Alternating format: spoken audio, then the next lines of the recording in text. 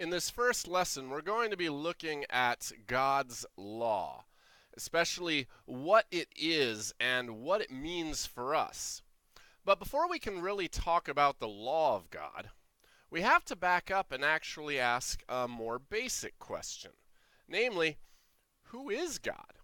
After all, it's kind of hard to really understand what God's law is or just how significant it is if we don't really have any idea of who God, the giver of the law, even is. Now, we're going to talk a lot more about who God is when we come to our next unit on the Apostles' Creed. But for now, what you really need to understand is that God is the creator of heaven and earth. Now, what do we mean when we say that? Well, first of all, we mean that he literally made the universe and everything in it. God is the one who has created everything that has ever existed, and he creates everything that ever will exist. If God has not made it, it cannot possibly exist. But more than just giving existence to things, God also designed all of his creatures for particular purposes. In other words, God gives everything its meaning, its purpose, and its goal. He sets it with the function it's supposed to fulfill. Kind of like a designer might build a boat for very specific purposes, and so he builds it in a way that will make it able to float and maybe carry people or things on it. That's the purpose for which a boat is designed. Similarly, every creature God builds with a design, a meaning, and a purpose. But God didn't just create everything, design it, and let it go on its own to see how it would do while he stepped back and ate a snack. God constantly sustains everything that exists. And what that means is that God is the one who keeps things going. If God did not actively work to make sure that everything was still working and existing, everything would stop existing the second that God stopped sustaining it. Which gets to the very important point that everything and everyone depends on God. We are completely at his mercy. If it weren't for God, we wouldn't have anything that we need to continue to live and move and breathe. We wouldn't even have life or movement or breath without God. Which means God is the one who is at the top of everything. He rules over everything because he created it, because he designed it and gave it its meaning and purpose, because he sustains it and everything depends on him. Ultimately, everything answers to God and he is in control of everything. Now, of course, that means that God also created human beings. He created you and me. And everything we said about God creating the rest of the universe applies to us too. Every single human being who has ever lived or ever will live has been made by God. No doubt, God designed things so that through conception, parents give birth to a child in these natural ways. But even though God designed it to work that way, he's still the one who brings the new life forth. He's still the one that gives that new life a soul, a meaning, a purpose, and even life itself. Which also goes to say that he sustains every single human being. You would not have your food if God weren't constantly working to give you everything in the world that goes into getting you your food. You wouldn't have a house if God didn't work all things together to bring you your house. And you wouldn't even have you if God didn't constantly, every day, continue to keep you existing. But more than just creating and sustaining you, the truth holds that God also designed every single human being for a particular purpose. We have a very special function and role to play in the rest of the universe God made. And that specific role could be best gotten at by saying, unlike every other creature, humans are built in a special relationship with God where we are to listen to him and respond to him. God actually speaks to human beings. He doesn't speak to or hold conversations with or communicate his will to any other kind of creature except human beings and, possibly angels, but we'll talk about that later. But human beings specifically are called to listen to God, to trust what he says, to respond to what he says in a way that praises him, that shows their thankfulness and shows his love to the rest of the world. And he holds us responsible for the responsibility he gives us. Which means, in summary, that humanity depends on God. God speaks to humanity. Humanity answers to God. And finally, he is the one who oversees our lives, and he is the one who judges our lives. Now that's what, in a nutshell, it means to say that God is the creator of heaven and earth. And with that in mind, we can move on to asking again, what is God's law?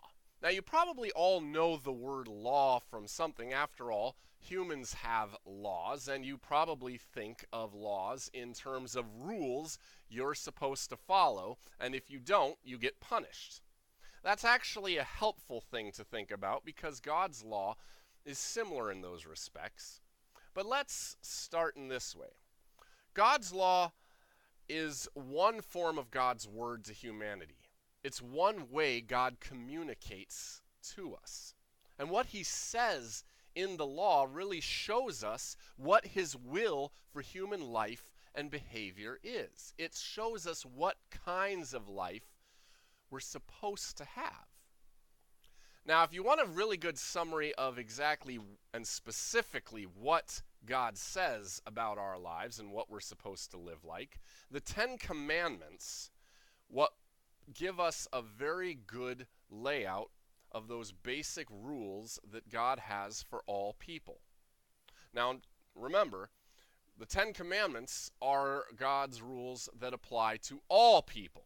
Whether you're a Christian or not, God expects you to obey these rules because they spell out his will for what our lives are meant to be. And we're going to be looking at, in this unit, of course, at each of the commandments and what God specifically instructs us to do and forbids us from doing. But before we go into that next week, we're going to look a little bit more at what exactly God's law tells us. In a general way, God's law tells us what kind of life he designed for us. In other words, what kind of functions we're supposed to fulfill, what kind of shape our life is meant to have, and what kind of purpose and meaning our lives have. You might know that when you open a complicated toy, for instance, like a remote control car, there's a set of instructions. Now, a lot of times we just throw those away because we know more or less how to use a remote control car. But the instructions actually lay out exactly how the thing is designed and how it's meant to be used. They tell you what the purpose is, as well as lay out the basic ways the remote control car should work and shouldn't work. In a similar sort of way, God's law gives us the instructions for our lives, telling us how we're designed, what we're meant to be used for, and what we're not meant to be used for.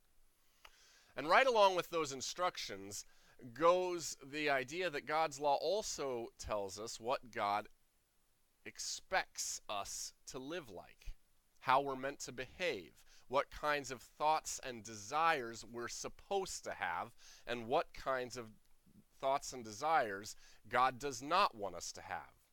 In other words, it lays out the commands or the rules of our behavior so that we're supposed to follow the rules he lays down and the commands he gives us. And again, it also shows us how we've actually managed to live as God's creatures and what God thinks about us. In other words, it shows us God's judgments about our lives as his creatures. It tells us whether we have in fact lived the way God's commanded us to live, or whether we've disobeyed God and not done what he told us to do.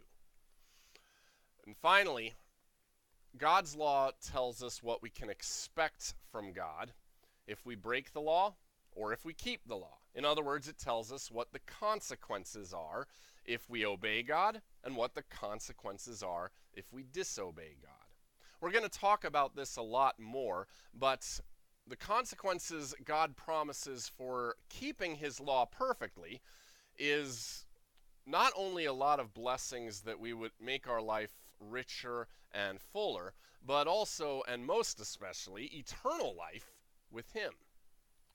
And on the other hand, the consequences for disobeying God are not only all kinds of punishments and broken relationships and unpleasant things in our life here below, but ultimately death and hell are the result that we can expect from, the consequence rather, that we can expect from God for disobeying his laws. Now that tells us in a general way what God's law says to us so that we could understand what God says about us. But there's also some things God uses his law for us, uses his law to do to us. And there's three things that we usually say that God uses his law to do to people. The first one is to keep our bad behavior in check. You know how on every street there's those curbs, and those curbs kind of help to make sure that a person stays on the roadway, so that if they go over and try to cross the curb, they get a really big bump that lets them know they're on the wrong path. In kind of the same way, the threats and the punishments that God threatens to give us as a consequence for breaking his law keeps our bad behavior in check.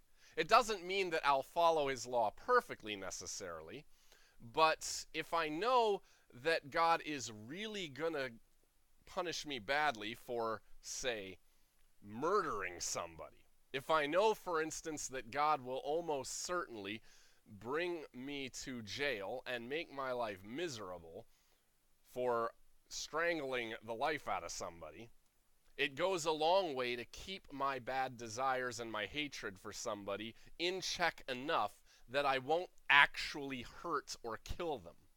In that sense, we say that God's law functions like a curb. But God's law also shows us our sin. That is to say, even though God's law threatens us with all kinds of punishments for disobeying, we still break the law frequently and repeatedly. We are all sinners. A sin, by the way, is anything that goes against the law of God. We'll talk about that later, but God's law shows us that we are disobedient, that we have not kept his word. And in that sense, it functions like a mirror. It shows us our flaws, our mistakes, our evil, and the hurt that we've done.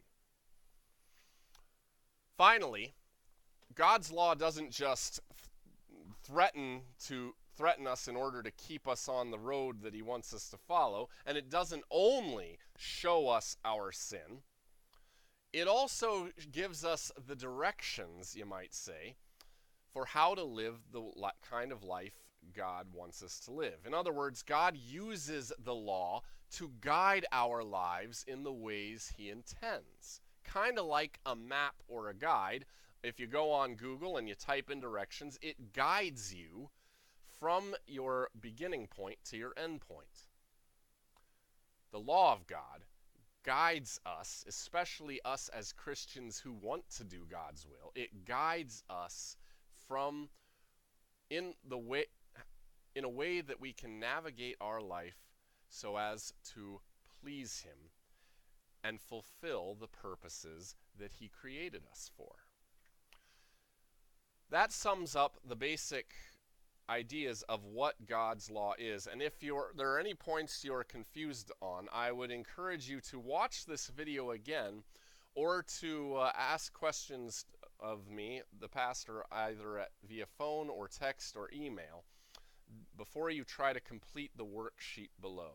But you'll notice below are some questions that you should take time to answer.